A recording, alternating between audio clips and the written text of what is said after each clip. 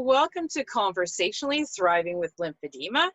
I am Deborah Penyak with my co-host and cohort in this lovely journey, Bisa Dobson. And we are so happy to have a guest tonight who we graciously, had the moment to have some time with her, at least through the screen. You might know her as Lymphy Strong or otherwise Veronica Seneriz. And she is here with us to have a great conversation and dig a little deeper into who she is and Lymphy Strong. I'm thrilled and honored to be here. Thank you so much for inviting me to be with you this evening. We've been waiting. Patiently, and I thank you for that as well, for having not known me very long. Of course, it's always tough to meet online, right? But some of the deepest friendships that I've ever started have begun online, and the fact that you guys were so patient and waiting for me, and the way you extended your get well wishes, not really knowing me at all. I mean, that just shows the depth and context of your character. It was very, very. At the time that I needed it most, you were very compassionate, both of you. Thank you. Thank you. You're so welcome.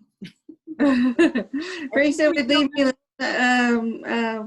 voicemails, and it was just, wow, that is like the sweetest and kindest thing I've heard all day.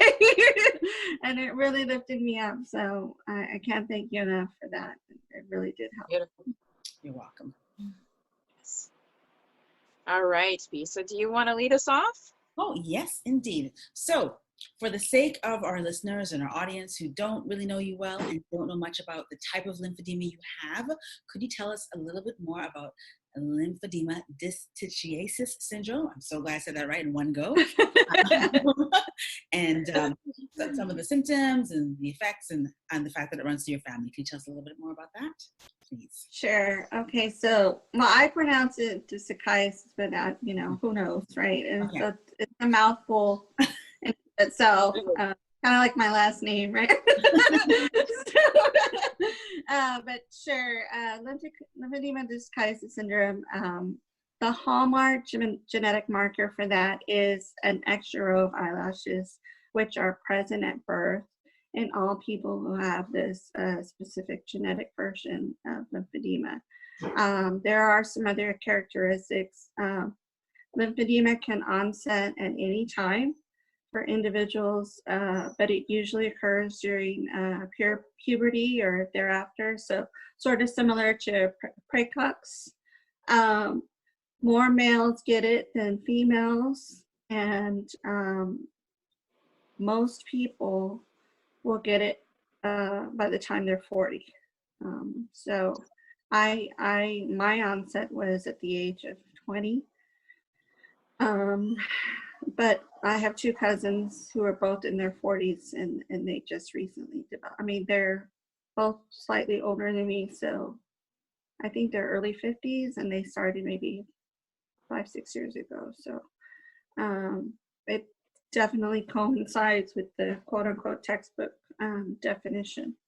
Now, there are a host of other abnormalities that can occur with it's known as a FOXC2 genetic mutation. You can have scoliosis.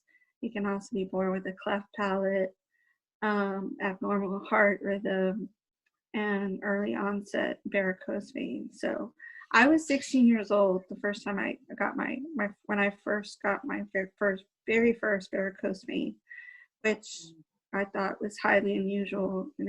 I was working at the time, part-time during high school.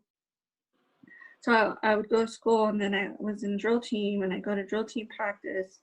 And then after drill team practice, I would go work a couple of hours at the local, burger joint, which is a typical part-time, high school job. So I was on my feet all day, and all of a sudden this varicose vein popped out of nowhere. So, and I didn't know that, compression would have been helpful.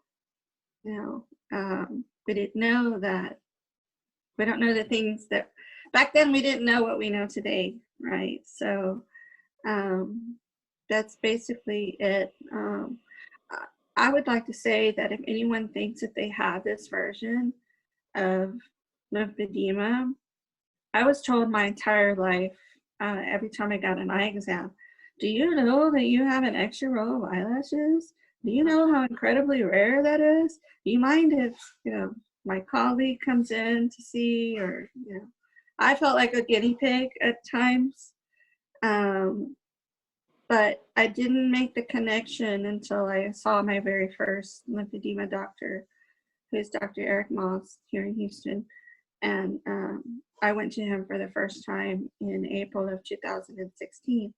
And the very first thing he did was he took out, it was very similar to a jeweler's loop, like how you examine a diamond. And he pulled it out, and I don't know, for whatever reason, I got very nervous because he was coming towards my face and he said, I'm going to check your eyes. And like, in my head, I was thinking, why are you checking my eyes? I have lymphedema in my legs. It's not, in my face. And within 2 minutes, he took off his gloves and he goes, yep, you have lymphedema dyskiasis. It's hereditary. Do you have any family members? I said, yes. I guess, yep, that's it. And it was such a shock to me that my eyelashes were connected to the swelling in my legs. I mean, who would have thought that there was a connection? So, Right. yeah. So this is obviously a very rare condition. Do you know how often it occurs in the population? And have you met anybody else through your work with Lymphy Strong who also has this condition running through their family genetically? I don't know how often it occurs in the population. I do know that it's one of 19 genetic forms of currently listed hereditary forms of lymphedema. Oh. And they just recently had a breakthrough this week with a novel gene that was identified. So things are changing all the time. I have members in the Lymphy Strong community, at least one mother, her son in Australia, through his blood 5 years ago. He's only 8 years old, but they flew him to St. George's, and with his blood, they developed another different type of genetic. He's like the only person in the world with this type. So the research is ongoing, and which provides hope to a lot of people. I have met other multi-generational lymphedema patients. The first one I met, I won't reveal the first two names out of respect for their confidentiality, but there's a lady in Dallas who I met when I spoke at the Texas Learn Walk there in 2016. Her mother and 3 of her sisters had lymphedema, and then another woman in Central Texas near Dallas also. Her mother, her sisters, and a few of her nieces also have lymphedema. So, it's more common than I think people think. Within my community, at least the main support group that we have, there are at least 19 other people that have lymphedema dyskiasis syndrome. So when I met my doctor, he told me in 2016 that I was only the second patient in 17 years that he had met with this. And of course, how many thousands of patients has he seen? And within my group online, there's 19. So still a very small number in comparison to secondary and other types. But there are definitely people out there with this form, and multi-generational as well. Oh, the third person is, she's a fellow Canadian, Karen Bellows Bina, who is, she's a Jobs Canada ambassador. Okay. Her family, her family has lymphedema in it, except she has a niece and a nephew, I believe, and her father and her siblings also have it. Wow.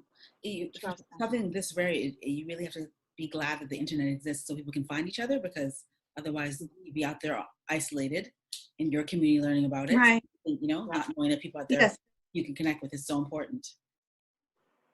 the internet has shrunk the world in so many ways, but it really reminds you that you're not alone. Yeah, which is beautiful in this case. Yeah. Yeah. So we know from other interviews that you, like a lot of lymphedema patients, myself included sometimes probably, but resisted that wearing of compression garments for aesthetic reasons when you were younger, right? So what would you now say to young women and men who are not necessarily wearing their garments because it's not fashionable, fun, or easy, right? We all know it takes a little bit of effort to put them on. So what would you say? I would say, and I know I'm dating myself, but I sound like my father, because when I was young, I would say I always equated compression with being masculine. And I watched my father don his stocking my whole life. All of a sudden I have to wear it. I'm like, I don't want to wear this masculine looking thing. I didn't see anything with colors or any funky designs. I was somewhat of a self-professed clothes horse shoe fanatic, and I had socks to match every single type of chinny or sweats that I owned. So I wanted everything to be color coordinated. And that conversation I would have with my dad was like, you don't understand, you wear trousers every day and it's always covered, and I want to wear shorts and stuff. Today there are so many, in my mind, fashionable options. There's so many colors available, so many different brands. What I find most is the real big issue right now is people are just, frankly, they're unaware. And that's what my community tries to bridge the gap on, is providing that information, that like, just like when you're going to go buy a car, when you get your driver's license, you kind of have an idea in your head of what you want to drive, and what color and what it needs to be, and whatever bells and whistles that you want to add on within your budget. People should know the same about compression. You should do your research, and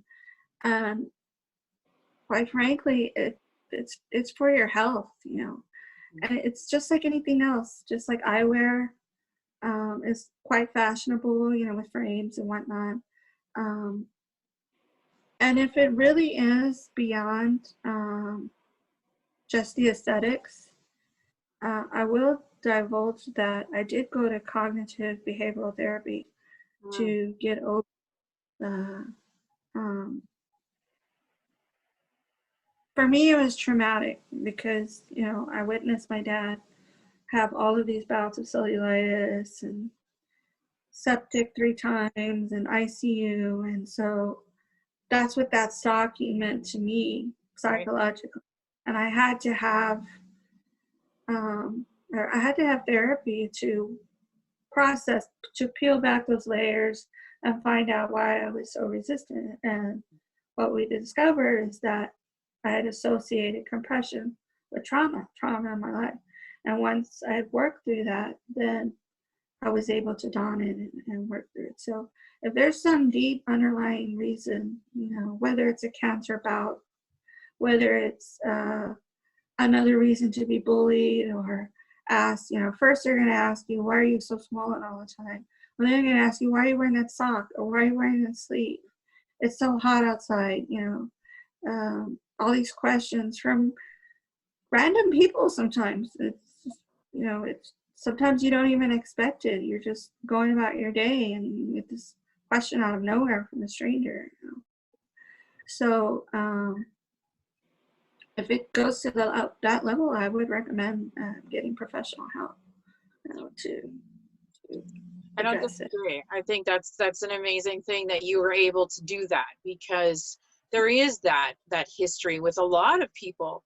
There is that trauma based, and quite often I think we miss what we easily might term in some other instances PTSD. It is that trauma that you figure out. I had a grandmother that had breast cancer back in the 70s, and it was every compression garment was that industrial garment that you're just kind of like, I don't want to ever have to wear that. And then when it happens and you have to wear it, things have changed. It's kind of like casts. Remember back in the day when someone got a cast, it was white, right? Now kids can have every color in the rainbow. So Yeah. it's to me, it's kind of along those lines. If a child can choose the color of a cast, then they now should know that they have those options for compression as well.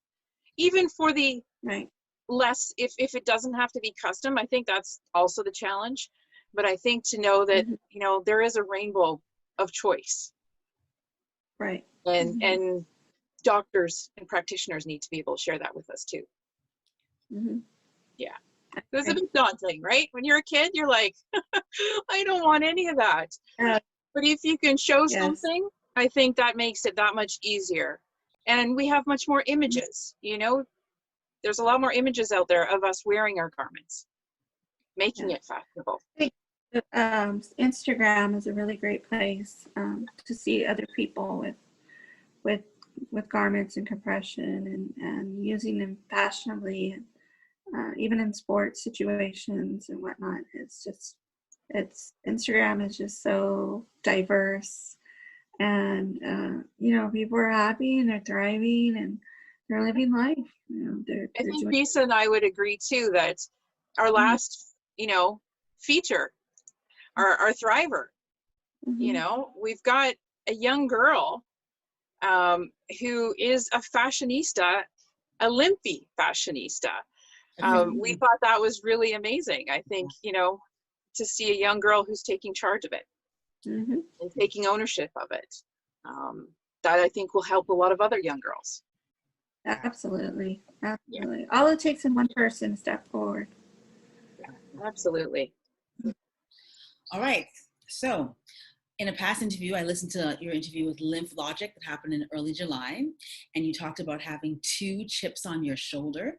One is about them poo-pooing your mouth symptoms and don't worry, Veronica, it's going to be all good for the rest of your life. And the second one was around the first place you went to for treatment, I guess it was where they were a little half-assed, not quite as thorough as it needed to be to make sure you took care of yourself, and that ended up with a lot of problems for you, and you ended up with bilateral lymphedema, in part because of the lack of knowledge they didn't share with you, all the knowledge you didn't share, or maybe didn't even know to share. So I can imagine if that happened to me, I'd be angry and sad and losing my mind for a minute. And it seems now you are in a place where you're talking about it very comfortably and you're open and you're smiling right now. And so I just want to know what you did to work through all that, because there must have been a lot of anger and disappointment around that. And you've come to a really beautiful place where you're helping others. So what did you do to help yourself move through the anger, the grief, whatever you felt about those 2 particular situations in life? Well, I think that, you know, this was one of the best questions that you asked, because I feel like it's so loaded. It's so loaded with so much emotion, and because it's very difficult to rewind, you know, 5 years, go back to, well, even 2014 when I first learned that I had access to treatment, you know, to quality treatment. My gynecologist, of all people, who had known me since 1998, you know, I went for my annual and he saw my legs and he obviously knew the difference from 20 years ago up until that point, and he saw the swelling and he was like, what is going on, you know? And I just bursted into tears because I didn't want to go back to that clinic. And I didn't think that I had no hope. And he calmed me down and he had me stay, you know, in his waiting room. And I bring this up because of Deborah. He got on the phone with one of his colleagues and he said, I have a patient that has hereditary lymphedema and she needs treatment. And he said, wait. Like you could tell that person wanted to already hang up or say, you know, no, I can't help her, you know, don't refer to me, or whatever that was on the other end of the line. He said, wait. before you say anything, if she had BCRL, where would you send her? And that opened the door. Okay, so that was the first part that at the time I didn't know, that, you know, one community can lead the gateway or the bridge to another. Right. The research, the medical findings, we're all connected in one way or another. So once I saw, you know, once I realized that my lymphedema, you know, the rehabilitation center that I go to is a mere 2.5 miles from my house. This entire time, for 20 years, I've lived here, and it was there this entire time. So I went from that to, you know, here, and I want to read you a quote, because I'm not sure if you're familiar with this, but this was a very pivotal. Reading this book was a pivot point in my life. And I'm just going to read this quote. It's from Let's Talk Lymphedema. It's written by Professor Peter Mortimer and Gemma Levine. I don't know if either of you have read it. Yeah. Okay, so Bill repeats, he says, change occurs when an empowered critical mass of people demand it. This doesn't occur if patients are kept from bonding with one another because their disease is going undiagnosed or isn't given a name.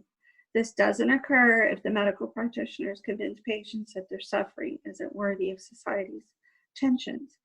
Patients need to come forward and decry the perverse notion that they should stay invisible or in the shadow of their disease. For patients to rise up, they need hope. And something about reading that just clicked. It turned my anger into a passion to create something that where people like me could find hope and resources and information, and basically cover the gap with, you don't know what you don't know, and you can't help it. I mean, nobody can, you know. And I'm not mad at that doctor anymore, and I'm not mad at that therapist that denied me.